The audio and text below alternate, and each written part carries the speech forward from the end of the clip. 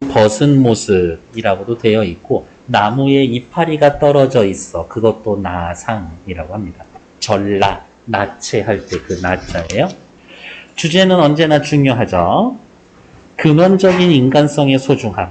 극한 상황에서도 모색하는 올바른 삶의 방향. 주제가 너무 추상적이네. 그래서 어렵고 중요한 작품이고 많이 나오는 겁니다. 여기 위에 보면 전쟁과 평화니까 6.25가 배경이 되겠구만 생각하시면 되겠지. 나와 철이 베란다 위에 앉아 이야기 시작하는 외부 이야기로 액자식 구성이네. 6.25 전쟁 당시 포로가 된 형제의 사연을 들려주는 내부 이야기, 그리고 다시 현실로 돌아와 그 동생이 나였다라는 고백으로 마무리되는 외부 이야기로 구성되어 있다. 너무 충격적인데? 나와 철이 대화하고 어떠한 형과 동생에 대한 이야기를 해줄게 이야기가 있었대 하고 돌아왔는데 알고 봤더니 그 나가 동생이었다라는 이야기를, 그러니까 즉 자신의 과거의 이야기를 철이한테 해주는 거였겠네요. 과거의 이야기 뭐예요? 전쟁 속에 형과 있었던 일들. 본연의 순수성을 그대로 드러내는 밑줄, 본연의 순수성을 그대로 드러내는 벌거숭이 인간인 형, 나상으로 있는 형, 외부의 폭력에 의해 희생되는 모습을 통해서 근원적 인간의 소중함을 보여주며 전쟁의 폭력성을 비판하고 있다. 그렇게 순수했던 나의 형을 죽게 만든 전쟁의 비극을 이렇게 보여주는 거지. 1956년 발표된 단편소설 형의 모습을 통해 근원적인 인간성이 얼마나 소중한지 일깨워줍니다. 그러면 형이 어디가 있냐? 이 소설에서의 형이 근원적인 인간성을 보여주고 있는 것이다. 포로호송이라는 상황을 빌려서 포로호송이에 어떻게 한 줄로 서서 가야 되겠지. 획일성을 주고 강제성을 띠고 있는 거겠죠. 포로를 잡아가는 거야. 그런 상황에서 부상자가 있어. 다친 사람이 있어. 걔네들 세심하게 보살피면서 안전하게 데려갈까? 포로 수송하는 입장에서는 그냥 죽여버리고 말지. 구성원을 획일화하는 사회에 대한 우회적으로 비판하고 있습니다. 극한 상황에서, 전쟁 상황에서 포로로 끌려가는 것에 어떻게 사는 게 옳은가 하는 물음에 대한 진지한 성찰을 제공하고 있습니다.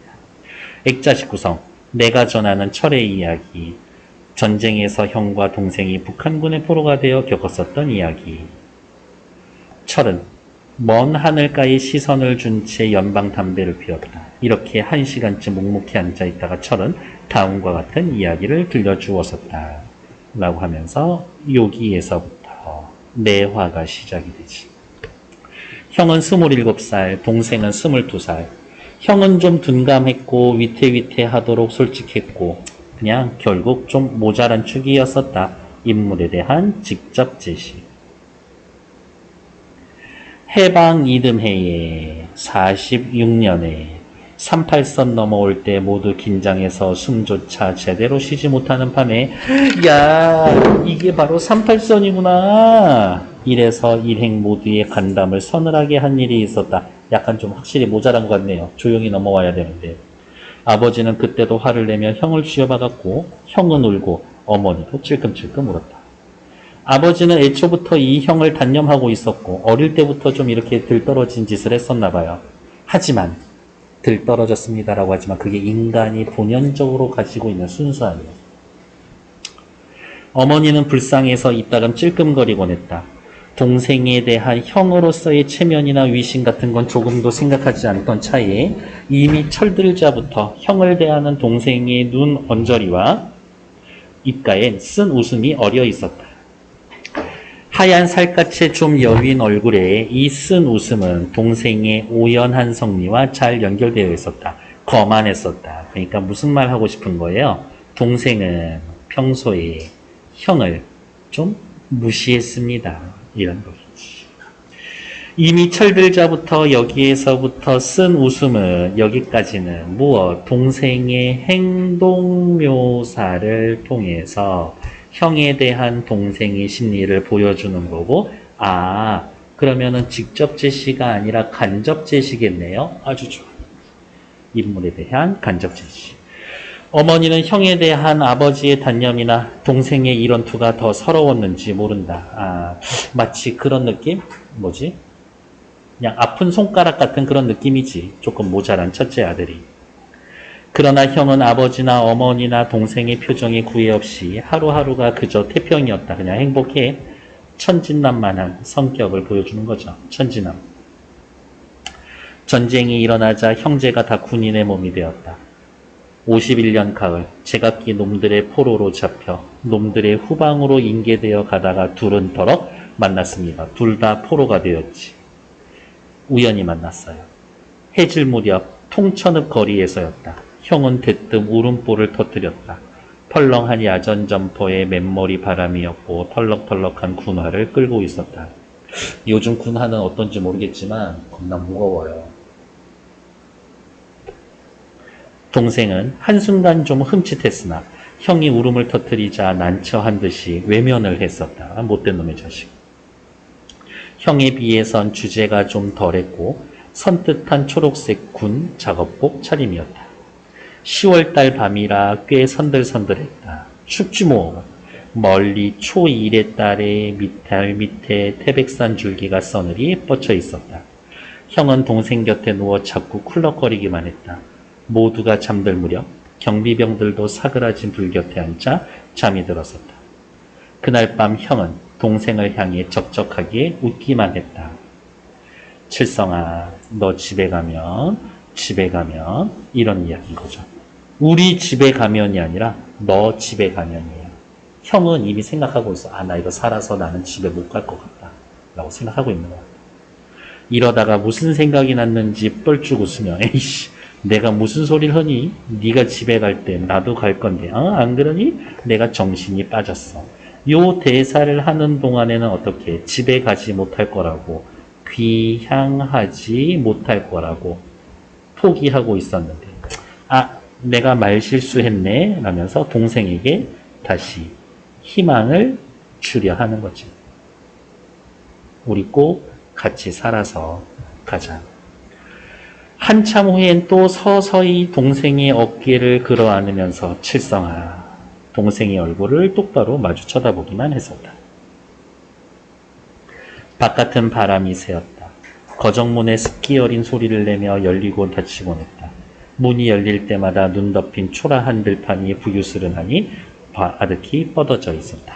라고 하면서 요만큼 무엇을 통해서 배경 묘사를 통해서 앞으로 있을 불길함을 암시해주고 있습니다. 죄송해요. 동생의 눈에선 또 눈물이 삐어져 나왔다. 형은 또 벌컥 세면서 왜 울어? 제 편에서도 마구 쏟았었다. 우는 이유는 뻔하지. 포로로 잡혀가는 자신들의 처지 때문에 울고 있는 거겠죠. 며칠이 지날수록 형의 걸음은 더 절름거려졌다. 이거 위기지. 포로 수송하는 놈들이 절대 그냥 살려서 치료해주면서 데려가지 않을 거예요. 행렬 속에서도 별로 혼잣거리를 짓거리지 않았다. 조심스러운 표정이었다. 둘레를 두리번거리며 경비병의 눈치를 힐끔거렸다. 동생의 귀에다 대고 이것저것 짓거리지 않았다. 개 짖는 소리 같은 것에는 여전히 흠칫흠칫 놀라곤 했다. 동생은 참다 못해 눈물을 흘렸다. 형은 왜 우냐고 화도 내지 않고 울음을 터뜨리지도 않고 동생은 이런 형이 더 서러워 느껴졌다. 동생은 이제 눈물이 나는 거죠. 왜? 내가 봐도 형 중간에 총 맞아 죽을 것 같다. 같이 끝까지 못 갈 것 같다. 그런 생각이 나는 거지. 그날 밤 한방눈이 내렸다. 형은 불현듯이 동생의 귀에다 대고 짓거렸었다. 너 무슨 일이 생겨도 나를 형이라고 절대 부르지 마라. 이미 형은 어때요? 자신에게 무슨 일이 일어날 거라고 생각하는 거지. 자기가 분명히 죽을 텐데 형이라고 하면 뭐야 이것들 형제야? 같이 죽여버려. 이럴 수도 있습니다. 여느 때답지 않게 숙성한 사람다운 억양이었었다. 울지 말고 모르는 척해. 동생 보러 큰 물로 이야 눈이 내린다. 형이 짓거릴 소리가 자기가 대신하고 있다고 생각했다. 그러나 이미 형은 그저 꾹하니 굳은 표정이었다. 동생은 안타까워서 또 울었다. 형을 끌어안고 귀에다 대고 형 정신 차려. 이튿날 한낮이 기울어 어느 언덕 기슭에 달하자 형은 동생의 허벅다리를 쿡 찌르고 걷던 자리에서 털썩 주저앉고 말았다. 쿡 찌른 이유는 뭐예요? 어젯밤에 이야기했던 거. 나 아는 척하지 마. 형의 걸음걸이를 주의해 보고 오던 사람이 뒤에서 따발총을 휘둘러 쏘았었다. 형은 앉은 채 움쑥 앞으로 고꾸라졌다. 총을 어깨에 둘러내면서 총 쏴서 지금 순식간에 죽여버린 거죠. 너무 간단하지 않아? 사람 이렇게 죽이는 게 한 문장으로 끝나는 게? 며칠을 더 살겠다고 버티기는 철의 얘기란 대랑 이런 것이었었다. 밑으로 내려오죠. 형이 제외하게 된 시공간적 배경은 언제예요? 뒤에 봤었을 때는 1951년이지. 51년. 가을. 공간적 배경은 통천읍의 거리에서. 6.25 전쟁 후 형과 동생은 어떤 처지였습니까? 북쪽에 포로가 되어 있는 상황인 거지. 됐고요. 밑으로 내려와서 문제 푸실 시간 3분만 드려보도록 할게요. 서술형 문제까지도 한번 확인해 주시고요. 시작!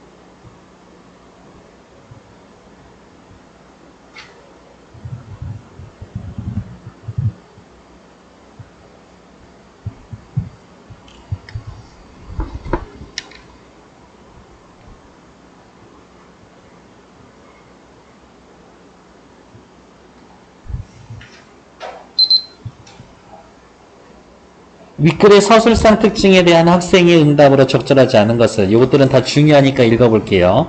인물의 말과 행동을 통해 성격을 드러내고 있다. 간접 지시하고 있어요. 네. 배경묘사를 통해 배경묘사 있나? 있어요. 97페이지 맨 위에 바람이 새었다. 어쩌고 저쩌고 있죠. 인물이 처한 상황을 환기하고 있다. 아, 진짜 고생스럽겠구나. 네. 2번이 답이네요. 서술자의 논평을 통해 인물의 성격 변화 양상을 드러내고 있다. 아니요, 그런 거 없죠. 일단 서술자의 논평이라는 말이 어울리려면 전지적 작가 시점이겠구나. 라고 생각을 하고 현대소설에서 이런 거 쓰면 너무 촌스럽다고 그래. 촌스럽다. 아, 이런 표현 하면 안 되지. 너무 예스럽다. 라고 했고 대부분 고전 소설에서는 요 말 반드시 맞는 말이지. 물론 인물의 성격까지 드러나는지 아닌지는 모르겠지만 서술자의 논평, 편집자적 논평, 서술자의 개입 이런 말 들어가면 고전 소설이다. 반드시 한 군데 정도는 있다. 어떻게 찾아요? 라고 물어보면 큰 따옴표 없는 부분에서 물어보는 서리법 쓰여 있는 표현법 있죠. 거기 찾으면 정말 열의 열은 다 서술자, 편집자의 논평이에요. 여기 서술자의 논평, 고전 소설에서는 큰 따옴표 없고 서리법 쓰여 있는 표현들 있죠. 그거 찾으면 거의 열의 아홉은 서술자의 개입 들어간 거예요. 어찌 가련타 아니하리요? 어찌 그럴 수 있겠는가? 액자식 구성 괜찮죠? 내부 외부 이야기 구분하고 있다. 오케이. 동일한 시간에 서로 다른 장소에서의 사건이 병렬적으로 제시되고 있는 건 아니죠. 그러니까 답은 2번. 다음 페이지. 보기를 바탕으로 윗글을 감상했습니다. 적절하지 않은 것. 윗글의 나상은 벌거벗은 모습이라는 뜻으로 나상, 벌거벗은 모습, 순수한 인간 본연의 모습. 누구? 형이지, 형. 형제가 전쟁 중 포로로 만나 이송되는 과정을 그리고 있는데 포로호송이라는 상황을 빌려서 포로호송이라는 것은 구성원을 획일화하는 사회입니다. 개인의 자유를 억압하는 외부의 감시와 전쟁의 폭력성으로 인해 희생되는 개인의 모습은 인간성을 상실한 비정한 전쟁 상황과 대비되고 근원적인 인간성이 얼마나 소중한지 일깨워줍니다. 형이라는 사람이 그 전쟁에서 얼마나 중요하고 소중한 인물이었나를 보여준대요. 답은 3번 정도 되죠? 무슨 일이 생겨도 날 형이라고 하지 마라. 당부하는 형의 모습. 구성원을 획일화하는 사회에 대한 형의 비판이 아니라 어떻게 동생에게 해를 끼치지 않으려는 마음 정도 되겠지. 그래서 답은 3번. 윗글을 시나리오로 각색을 할 거예요. 의견으로 적절하지 않은 것은 틀린 거 찾으러 갈게요. 적적하게 웃다가 벌쭉 웃는 형의 표정에 주목해서 냉정한 동생? 아니야. 이미 형도 동생 표정에서 읽고 있어. 아, 얘가 내 걱정해주고 있구나. 라는 것들. 동생의 태도에 무한함을 느끼는 것이 아니라 동생이 걱정하지 않도록 동생이 걱정하지 않게 안심시키려는 형의 모습을 보여주는 게 좋겠어. 이런 거지. 밑으로 내려와서요. 우리 요거 하고 10분만 쉬었다 할게요. 상황에 어울리지 않는 행동을 하는 형에 대해서 아유 저 새끼 저거 답도 없어. 아버지는 화내요. 됐어. 단념하죠. 하지만 어머니는 불쌍히 여기고